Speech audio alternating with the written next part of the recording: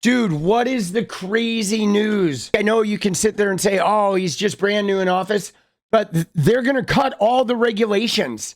They're going to cut all the frills. And this is what happens when you do that. And not only that, but they nominated a drunkard to run the fucking Department of Defense. So, dude, the shit is going to get ugly. Buckle up, Buttercup. So 1 week ago, he cuts an aviation safety committee. 1 week ago, he fires the heads of the TSA and the Coast Guard. So he's cleaning house. All these agencies, they have no management. They put a freeze on hiring air traffic controllers, which means that we don't know if the DC airport was properly staffed. We don't know if those guys were working overtime.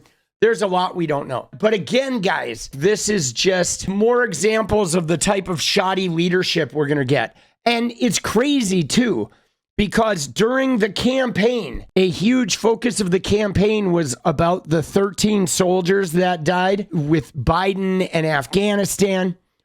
All the rigmarole. Here we are, dude. We're on day 7 of this administration. And we have a military aircraft crashing into a fucking commercial plane, bro. That doesn't happen. That's like a colossal up. And again, you know, just from the very beginning, sort of Trump's administration already has had really bad communication, very unclear communications. A lot of stuff has been left where people are getting these memos about freezes and reappropriation of money, but it's really unclear. Nobody knows what the fuck is going on. And there's not really a clear sense of leadership because in the Trump realm, leadership is not really a valued commodity. As far as the airspace is concerned, we've known that this airspace is very, very full. In fact, last year, there were 2 near misses at DCA in May. And then again in April. See, again, you hear what she says there? How they've known that it was very, very full. And then look what happens. Trump comes in and here's what we get. Just starts cutting. Aviation safety, TSA, right? Let's put a freeze on the air traffic controllers, a freeze on every federal department. But they know this stuff is dangerous. But again, Trump's entire philosophy is like, screw it. We don't need any regulations. You don't need a staff for this or a staff for that. All we need is my flunkies that support me firmly ensconced in there, and everything else is unnecessary.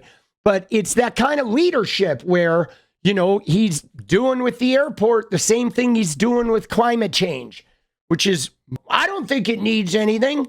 And then here we go. And we're just setting a tone, and there's already chaos. Federal agencies are already not understanding directives. Your press secretary is lying the entire time. And now we have, you know, 1/4 of the number that died in Afghanistan dead from a military helicopter crashing into a landing commercial plane. Like, what an idiot. It's just an omen for what this whole administration is going to be like. It's literally, this is just a microcosm of what is going to happen to America. And this is something we address with the FAA reauthorization, that, you know, this is very, very, very busy airspace. I'd like to know if there was just one Black Hawk or if there were two, a formation of flight of 2, because usually it's 2 aircraft together when the military is flying. But very interesting to have a lone Black Hawk by itself. I mean, you could see it. It's flying right across where they're landing. That seems really silly. Those helicopters, you can see everything, man. I mean, Black Hawks, they fly like low in forested areas and shit. They're like spotting guys on the ground. There's no way those guys were sitting in there and not seeing a jetliner, because they're literally like all glass. I don't know if you've seen the Blackhawks, but they're like completely all the way around. They have the top panels and can see through the floor, through the bottom too. There it is. It's got these guys. You see those? So they literally can see all the way around. They can look out the top and they can see here. The only real like dead spot is like right below the nose and right below the body.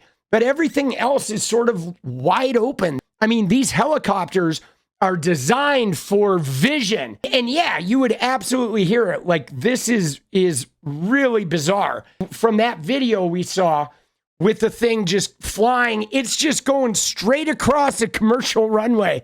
Like, bro, what are they doing, man? See, there you see it. The plane's landing. This guy cuts across and there's a collision. It looks like it flew right in the side. I believe there were like 60 people on the commercial plane, and there's no word about survivors. So it's probably looking like there aren't any survivors. I mean, granted, they're not going to have the whole, plane wreckage or anything cleared. But if they haven't found anybody alive in 5 hours, I don't think they're going to find anyone, right? Because you would imagine with the temperature of the water, if there's anybody alive, they would be making some noise. It's probably not looking good. What I do know is this, is that the last week has been extraordinarily chaotic. Trump came in and started signing those prefab executive orders that were drawn up, 300 of them. He didn't even know what he was signing, but it was all that Heritage Foundation shit about gender and freezing all the federal funds and stopping all the federal work in every agency and freezing all the federal hiring. And just everything was designed to stop all the function of the government. Now, that's going to have ramifications. That means entire government agencies that handle a lot of stuff, a lot of fine details, got frozen. There was bad communication. People were not getting money. They were wondering if they weren't getting money. They were wondering if they were being shut down. They were sending out things asking for people's resignations and disrupting the flow of normal government work in all of our agencies. So every agency in the government, every federal office is in chaos and has been in disorder, no clear communication channels. Everything about this last week, you've seen people flipping out about it online. Tons of lawsuits. It's been just chaotic. Why? Because Trump came in with this 180-day Project 2025 where they have to do 200 things a day, trying to sow chaos so they can disrupt and dismantle. Now, downstream from those actions, we're probably going to have a lot of incidents like this. I guarantee you right now that the only thing that is going on for Trump, he doesn't care about the survivors. He doesn't care about the soldiers that died in the Black Hawk. All he is concerned about is how bad this makes him look. And it makes him look fucking terrible because of this, because of the cuts and everybody arguing. You have all these members of government, from Congress people to people in the heads of agencies, being like, we don't understand. We're getting directives. We're getting inconsistent communication. These executive orders don't explain anything. Everybody's just freezing shit because they don't know what to do, because he's a terrible leader and always has been. He's the worst leader imaginable. He's fucking terrible, which is why he runs his companies with no chain of command. Now, he is worried about how this makes him look. He is probably throwing something against the wall and screaming because he knows this makes him look like a goddamn moron. And believe me, he's trying to conspire to figure out how he can blame this and turn it into some type of a fight. If they can maybe pin it on some DEI initiative or whatever, they're going to try and spin it on not having to do with him. But he is exclusively concerned with, how does this make me look? This makes me look bad. That's all he's ever concerned about. Here's Trump's Truth Social statement. Here's what he says. The airplane was on a perfect and routine line of approach to the airport. The helicopter was going straight at the airplane for an extended period of time. It is a clear night. The lights on the plane were blazing. Oh, Jesus, dude. What? It's like he's writing a bad reality TV script. Oh my God. Why didn't the helicopter go up or down or turn?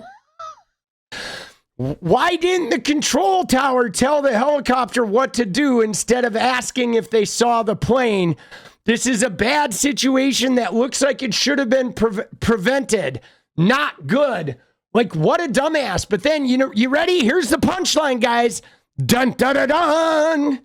7 days ago, Trump guts key aviation safety committee, fires heads of TSA and the Coast Guard. The committee will technically continue to exist, but it won't have any members to carry out the work of examining safety issues at airlines and airports.